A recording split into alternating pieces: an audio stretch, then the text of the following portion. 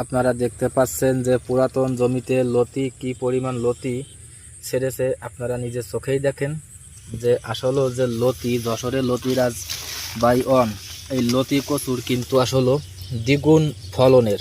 তা আপনারা দেখেন যে এই একটা গাছে কি পরিমাণ লতি এবং কি পরিমাণ লম্বা, আপনারা নিজের চোখেই দেখেন। যেহেতু আজ হচ্ছে কেন আপনার বুধবার, কাল বৃহস্পতিবার, কালকে এই জমি থেকে আমরা লতি কাটবো। গত সোমবারের দিন আসছে ঈদের পরে যে সোমবার ঈদ গেছে, মঙ্গল বুধ আর গতকাল আছে বৃহস্পতিবার। এই জমি লতি উঠানো হবে বৃহস্পতিবারে।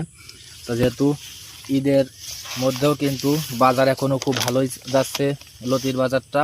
যেহেতু লতির বাজারটা আপনার ঈদেও কিন্তু লতির বাজারে মানে লতির দাম কমেনি। তা আপনারা দেখতে পাচ্ছেন যে এই জমি থেকে গতকাল আমরা লতি উঠাবো।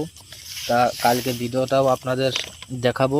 তা আমরা এই গাছের লতি থাকাকালীন নিজে কি পরিমাণ লতি এই গাছে মানে থাকবে সেই ভিডিওটি আপনাদের দেখাবো। দেখেন যে এক গাছে এখান থেকে কয়টা লতি, দেখেন এক থলি ধরে 3 2 5টা লতি, কিন্তু এক থলি 5টা লতি। আর আরও উপরে আছে, এই যে বড় লতি আছে, আরও নতুন করে সাইড থেকে ছাড়ছে। তাকায় দেখেন আপনারা। তা আপনারা চাইলে যে কেউ এই লতির চাষ কিন্তু করতে পারেন খুবই সহজে।